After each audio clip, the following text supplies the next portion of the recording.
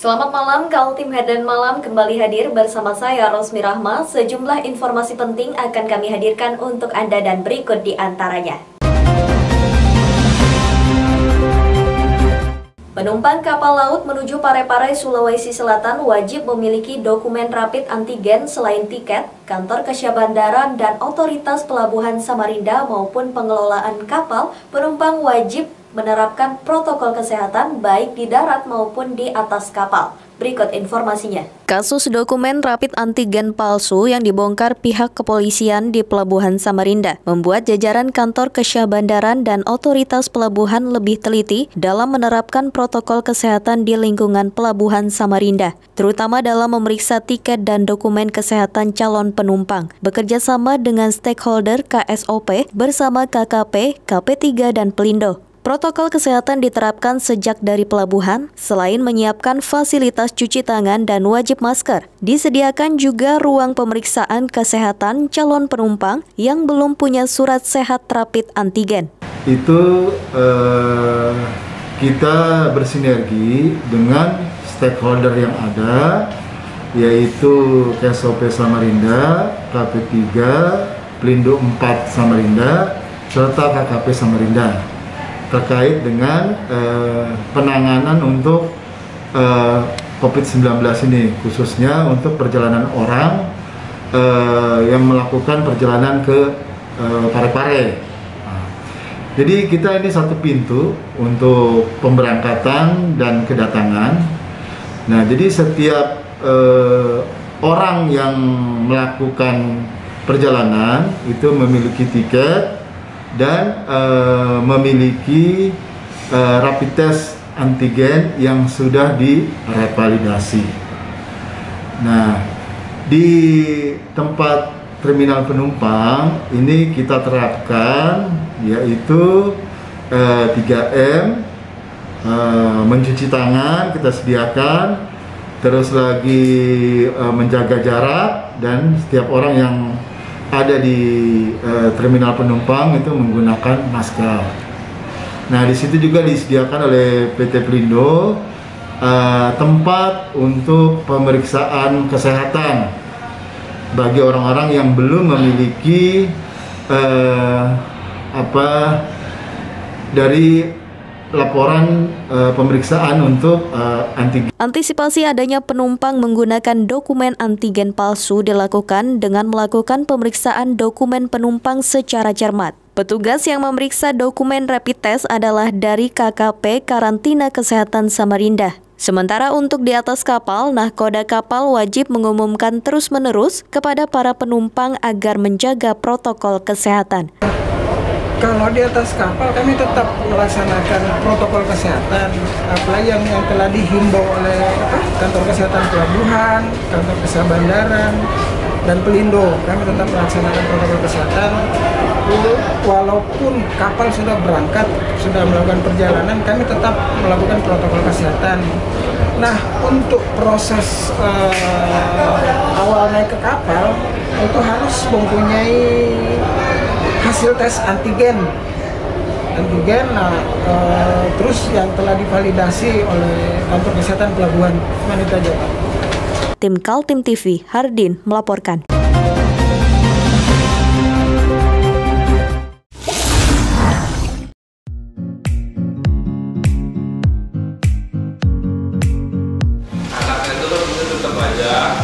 Cara mudah beriklan digital di Kaltim TV.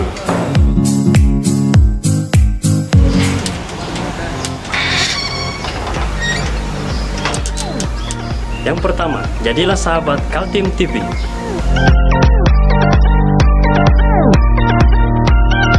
Dengan Rp1 juta, para sahabat mendapat 20 kali tayang di slot berita kamu.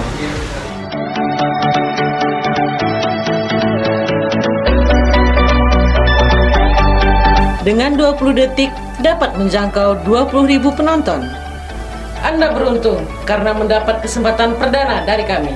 Ayo jadilah sahabat Kaltim TV.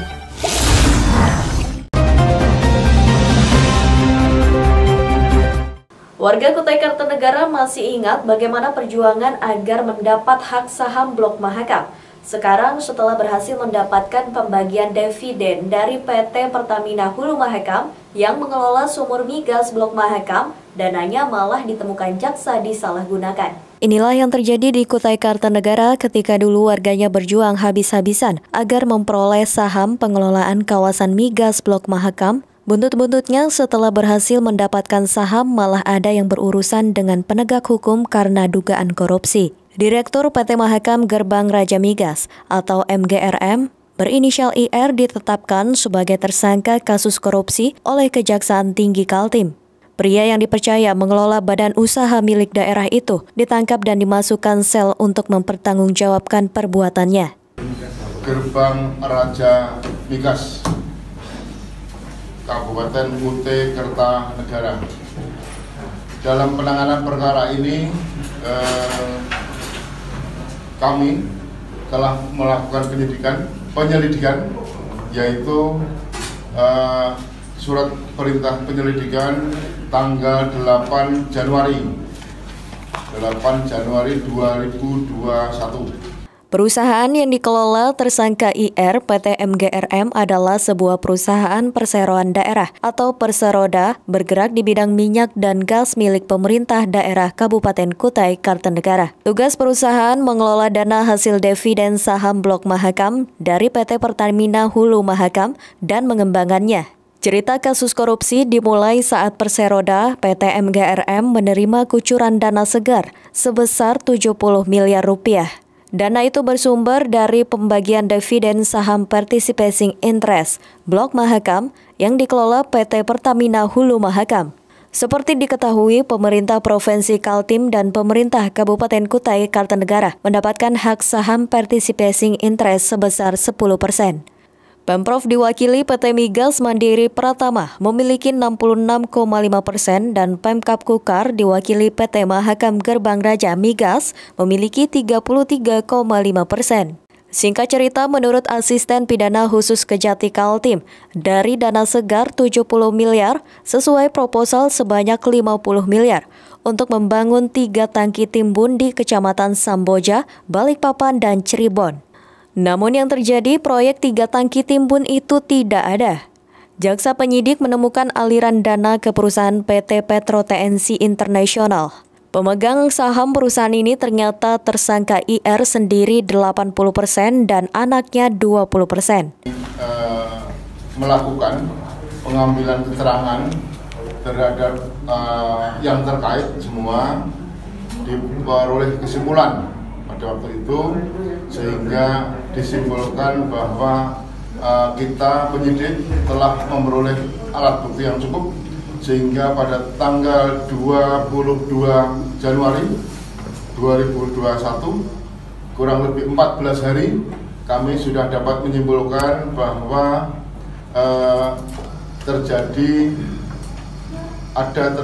tindak pidana, sehingga kami tingkatkan ke penyidikan tanggal 20. Jaksa menjerat tersangka IR dengan pasal 2 ayat 1 dan pasal 3 Undang-Undang Nomor 31 Tahun 1999 tentang Pemberantasan Tipikor, sebagaimana telah diubah dan ditambah Undang-Undang Nomor 20 Tahun 2001 tentang Pemberantasan Tipikor Junto pasal 55 ayat 1 KUHP. Tim Kaltim TV, Hardin melaporkan.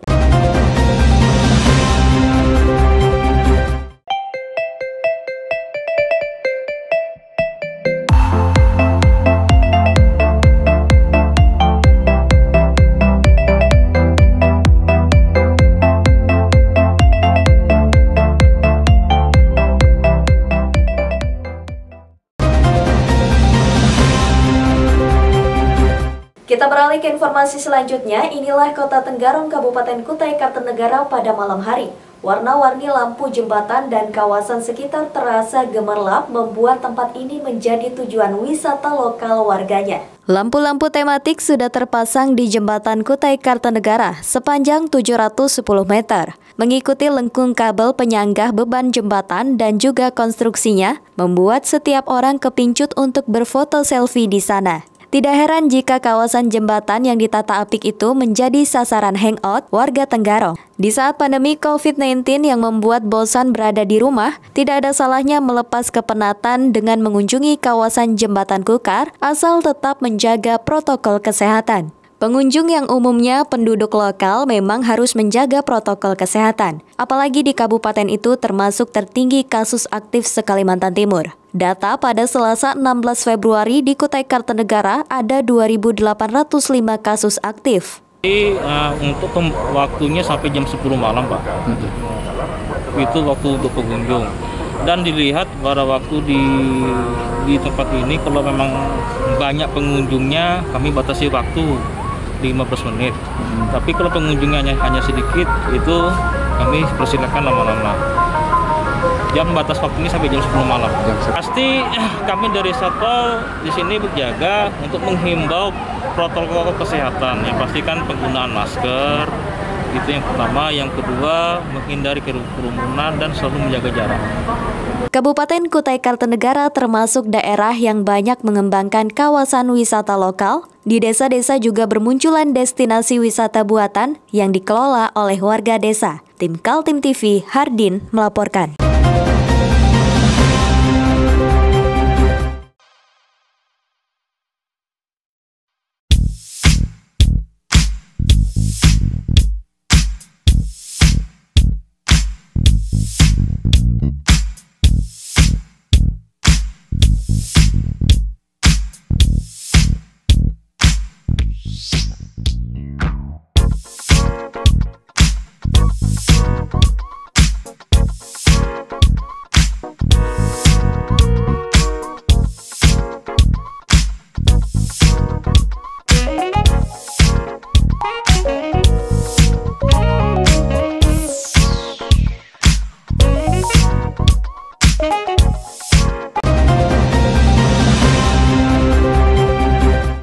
Sehari menjelang berakhirnya masa tugas sebagai Wali Kota Samarinda periode 2016 hingga 2021, Syahri Jaang hadir meresmikan Gedung Kejaksaan Negeri yang dibangun dengan anggaran APBD Kota Samarinda sebesar 48 miliar rupiah. Inilah hari-hari terakhir menjelang berakhirnya masa jabatan Wali Kota Samarinda Syahri Jaang. Secara administrasi, masa jabatan Wali Kota berakhir 17 Februari. Dan di hari terakhir dia meresmikan Gedung Kejaksaan Negeri Samarinda. Gedung Kejari Samarinda dibangun dengan uang APBD Kota Samarinda sebesar 48 miliar. Bangunan fisiknya sudah berganti rupa dan diakui semua orang sangat bagus dan menjadi watermark atau ikon kota. Ini merupakan satu kenangan legasi ya. Saya terima kasih juga dengan Pak Kajati, Pak Kajari yang mengagendakan hari ini. Karena besok kan saya sudah terakhir. Artinya apa? Dengan Pak Kajati, Pak Kajari mengagenda hari ini peresmian, berarti saya turut menyaksikan apa yang dibangun di masa kepemimpinan saya. Yang jelas di prasasti ada nama Syahri Jaang masih wali kota gitu, walaupun wali kotanya tinggal 1 hari lagi, ya, jadi menjadi legasi bagi kita. Ya harapan apa yang disampaikan oleh Pak Kajati tadi ya, kata bagus, kinerja prima, pelayanan tidak menakutkan. Jajaran Korps Adiaksa menyampaikan terima kasih kepada Syahri Jaang yang menyetujui pembangunan Gedung Kejari dengan dana APBD. Menurut Kejati Kaltim Deden Riki Hayatul Firman, gedung baru itu bertujuan meningkatkan kinerja para jaksa dalam melayani masyarakat dalam persoalan hukum. Meski dibantu oleh APBD, tidak menyurutkan jajaran jaksa dalam mengejar kasus-kasus yang menimbulkan kerugian negara. Ya intinya kinerja ditingkatkan, ya nggak bisa biasa, tapi harus luar biasa. Ya, itu aja. Kantin bapak-bapak. Ya, terima ya. Makasih Pak. Ada target nggak sih Pak? Mungkin dalam setahun kira-kira bisa meningkatkan berapa? Oh nggak ada, kami nggak ada. Yang jelas kalau ada korupsi ya kita tindak, kalau tidak ada ya sudah aja. Nggak boleh dipaksakan kan sudah Pak Jaksa Agung tidak ada target menarget. Ya. Tim Kaltim TV, Hardin melaporkan.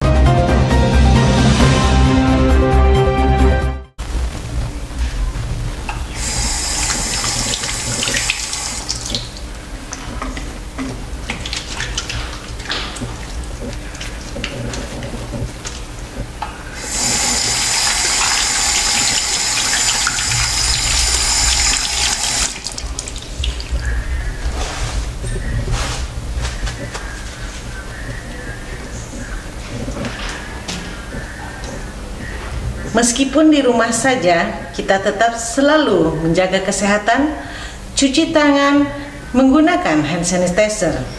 Ingat, mulailah dari diri sendiri.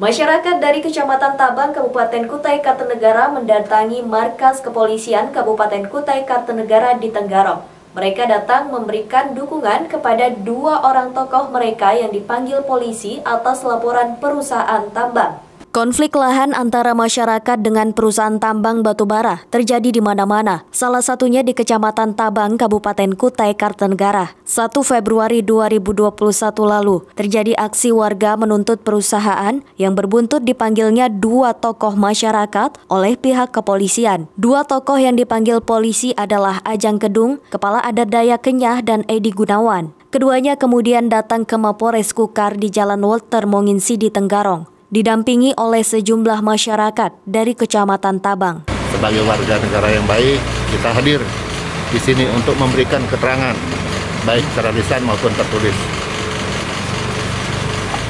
Itu aja. Keterangan apa? Oh, ya. Ini ada perusahaan di sana yang beroperasi di sana, berinvestasi di sana sudah 13 tahun. Namun sampai hari ini, sampai saat ini belum ada suatu kesepakatan tertulis yang dapat kami wariskan kepada anak dan cucu kita ke depan. Harapan kami supaya kearifan lokal di sana dihargai, adat istiadatnya dihargai. Perusahaan apa itu? Perusahaan apa itu? PT Bayar Services Tbk, PT Indonesia Pratama, dan subkon-subkonnya. Oh, banyak. Keberatan warga Tabang lantaran perusahaan membangun jalan untuk kegiatan perusahaan sepanjang 100 km. Namun jalan tersebut memakan lahan-lahan warga, di mana pihak perusahaan tidak pernah menyelesaikan masalah tersebut dengan masyarakat sekitar. Jalannya 100 km itu, 100 km itu lahan. Jalan 100 km ini melewati kebun masyarakat. Tuh. Nah, dengan adanya pembukaan badan jalannya 100 meter ini, ya, kebun masyarakat itu didorong tanpa pemberitahuan. Padahal sebelumnya sudah ada inventarisasi tanam tumbuhnya, ada pengukuran luasan lahannya, itu sudah dilakukan. Masyarakat Tabang tetap meminta agar pihak perusahaan melakukan perundingan agar persoalan tidak berlarut-larut. Namun sayangnya belum ada perwakilan perusahaan yang datang untuk menyelesaikan konflik tersebut. Tim Kaltim TV, Hardin, melaporkan.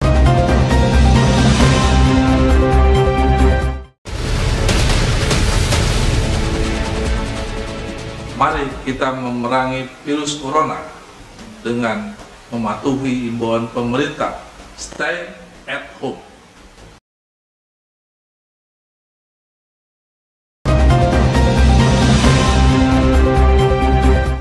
Demikian Kaltim Headline Malam edisi kali ini. Informasi lainnya dapat Anda simak melalui situs website kami www.kaltim.tv, channel YouTube dan fanpage Facebook Kaltim TV.